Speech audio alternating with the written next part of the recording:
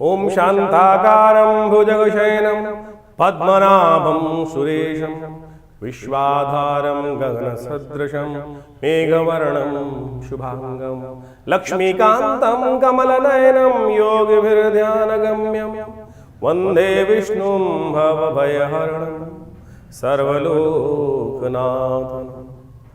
ओम सर्वमंगलमांगल्ये शिवे सर्वार्थसाधिके शरण्ये त्र्यंबके गौरी नारायणी नमोस्तुते।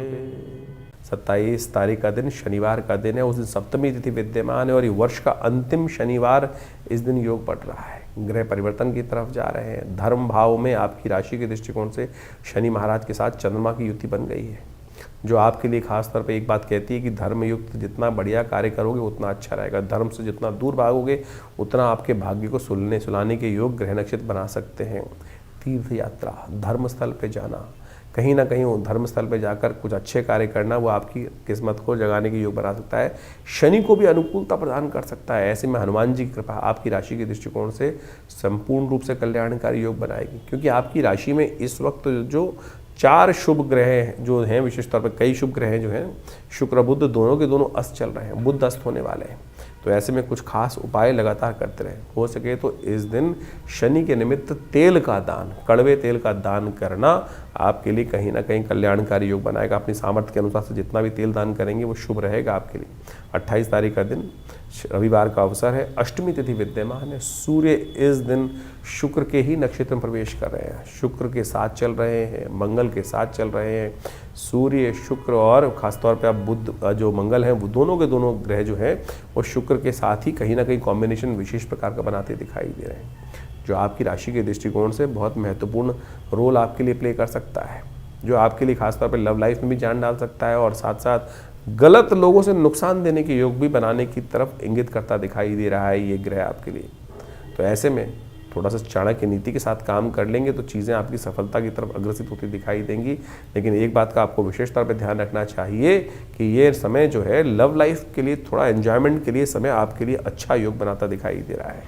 जो भूले बिसरे मित्र हैं उनसे मुलाकात होने के योग कहीं ना कहीं ये राशि बनाती दिखाई दे रही है। पुराने दिनों की ताज़ा याद जो है वो ताज़ा होने के योग बन सकते हैं। 29 तारीख सोमवार का अवसर, नौमी तिथि विद्यमान है। ग्रह नक्षत्रों के दृष्टिकोण से देखें तो सुबह सुबह ग्रहों का परिवर्तन का योग बन रहा है। बुध और चंद्रमा दोनों के दोनों परिवर्तन की तरफ जा रहे हैं और ये परिवर्तन का जो योग आपकी राशि में बन रहा है ये बड़ा विशेष है।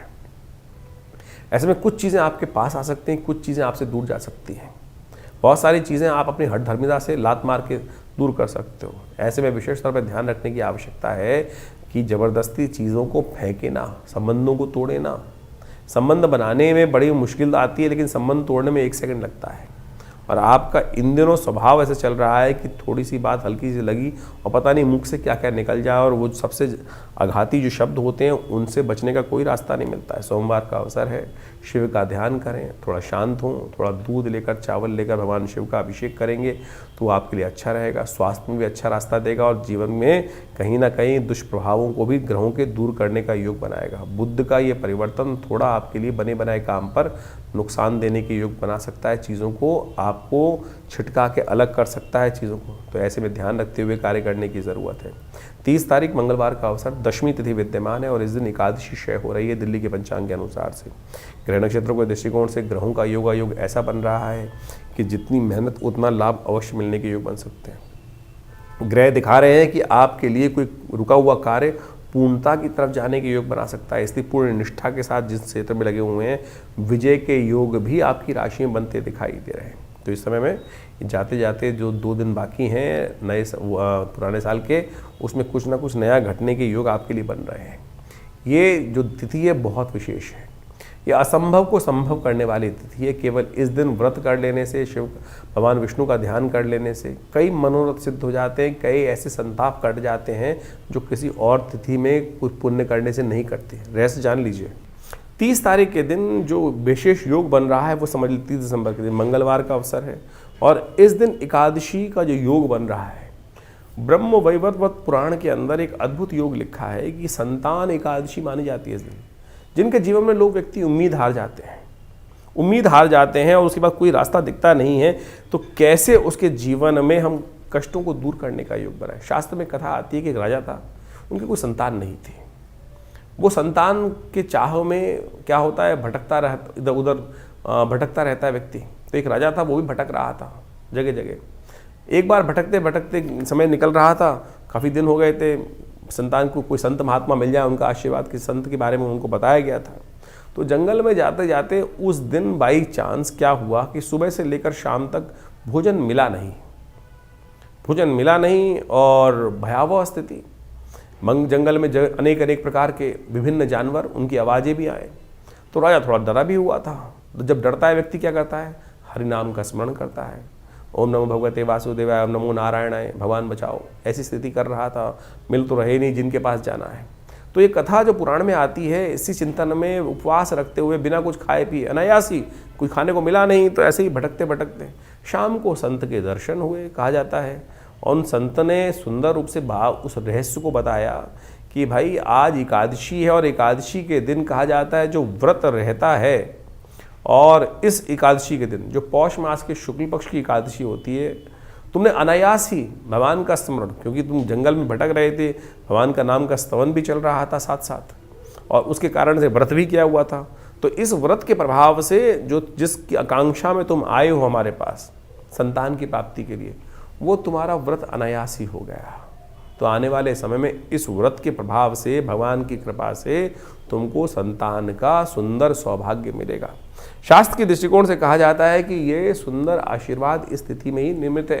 तो आपके जीवन में यदि कोई आकांक्षा है, संतान की आकांक्षा है, या जिससे आप हिम्मत हार चुके हैं, चीज़ें वो हो नहीं रही हैं, इस दिन व्रत करते हुए भगवान के नाम का स्तवन किया जाए और भगवान की कृपा से अद्भुत रूप से मनोरथ सिद्ध होने के योग बन जाते हैं। ये कथाएं शास्त्र में हैं, हम इनको टेस्टिमनीज की तौर पर देखना चाहिए।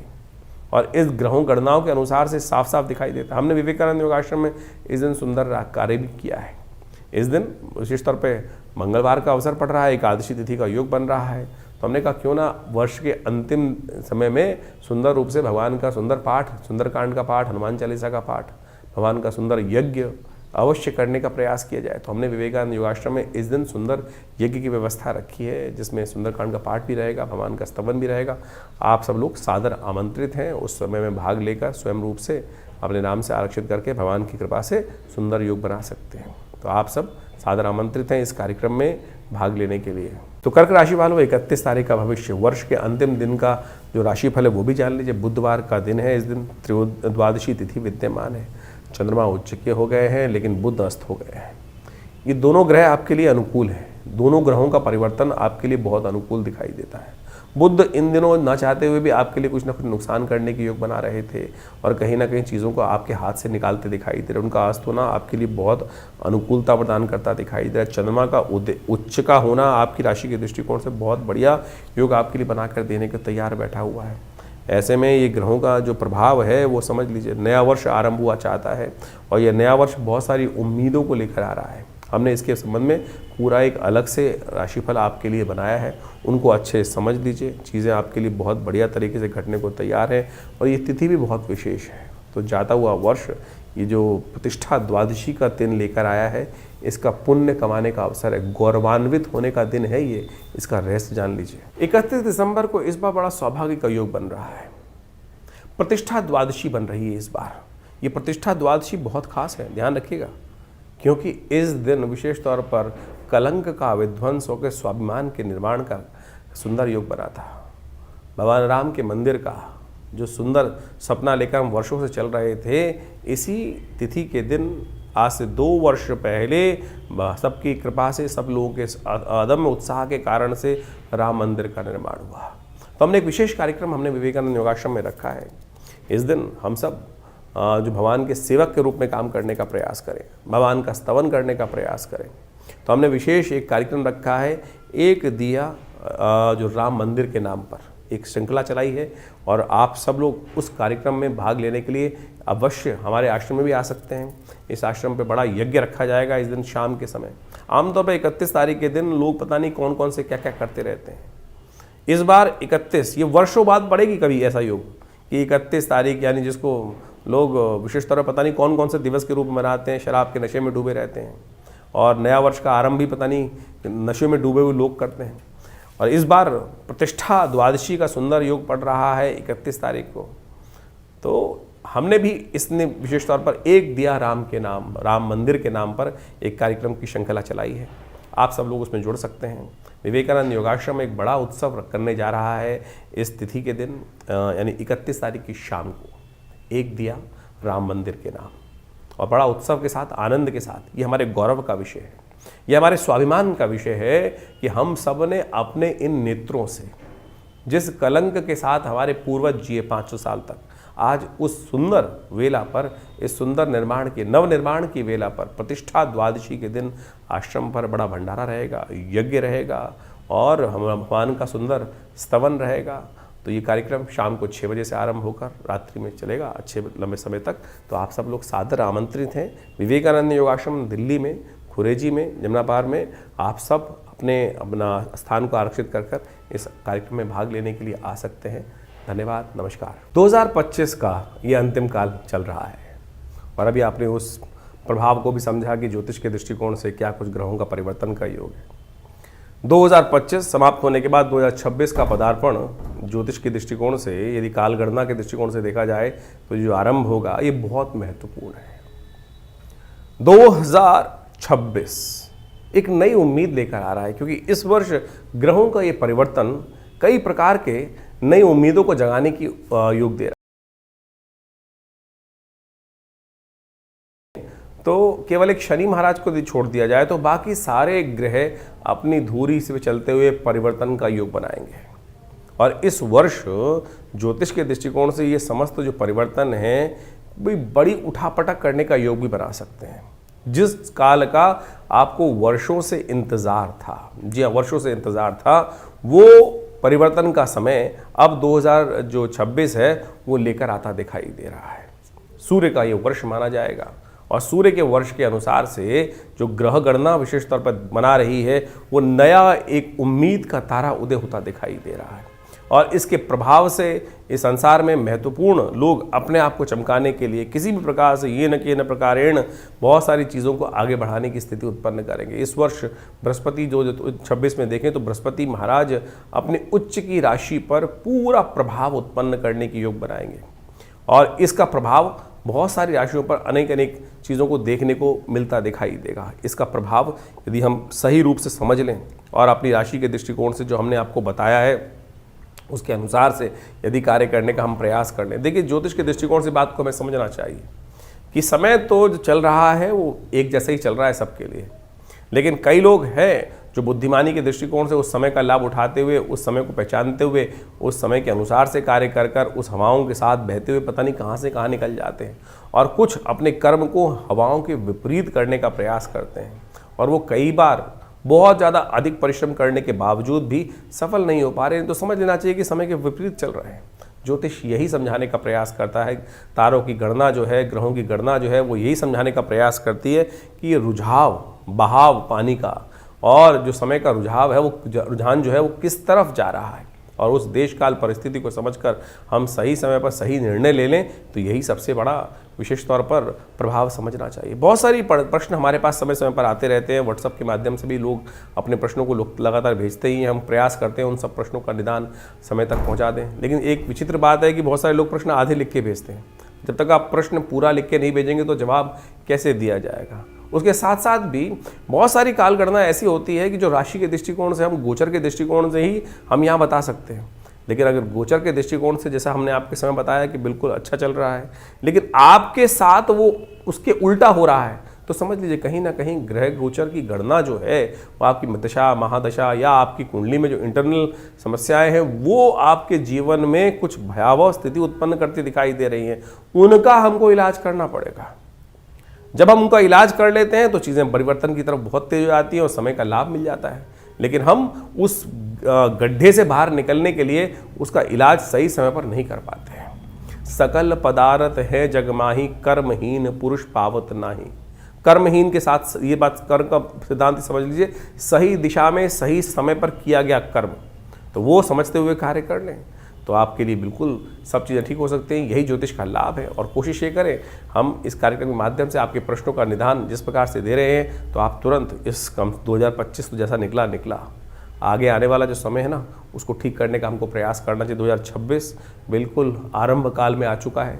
शुरू हुआ चाहता है। हमने अपने इस चैनल के माध्यम से बहुत सारी गणनाओं को आपके समक्ष रख भी दिया है और उन सबको समय समय पर आपके इसलिए अवगत कराते भी रहते हैं। तो आप इन समस्त उपायों को कर कर अपने जीवन में अपने समय को और आनंद लेते हुए जीवन का, बड़े भाग्य मानुष तन पावा, शास्त्र में कहा गया तुलसी बाबा ने कि बड़े भाग्य से मानुष तन मिलता है और उसमें ऐसे ही रोते बिलते थोड़ी निकालना है। उसको ठीक करने के लिए जो भी विज्ञान के तरीके हैं, बुद्धिमानी के तरीके हैं, जो अनुभव के तरीके हैं, उनको अपना कर हमको समय को ठीक करने का प्रयास करना चाहिए। और जो कर लेते हैं वो अपने को भी तार देते हैं और समय को भी ठीक कर लेते हैं और अपने परिवार को भी, समाज को भी कुछ ना कुछ लाभ देने का प्रयास कर लेते हैं। तो आइए जुड़िए हमारे इस चैनल के साथ और हम बहुत सारे कार्यक्रम समय समय पर करते रहते हैं। अभी आपको बताया ही है कि इस समय में बहुत सारे कार्यक्रम आश्रम की तरफ से समय समय पर रहेंगे, तो उनमें जुड़िए, माँ भगवती का आशीर्वाद लीजिए। जो नया वर्ष आ रहा है उसकी उम्मीद दिखाई देती है कि ये सूर्य का कांति का वर्ष है और बहुत तेज वाला वर्ष है और बहुत अद्भुत प्रकार से जीवन में परिवर्तन के योग लेकर आता दिखाई दे रहा है। आशा करते हैं कि आपके लिए भी बहुत सुखद रहेगा।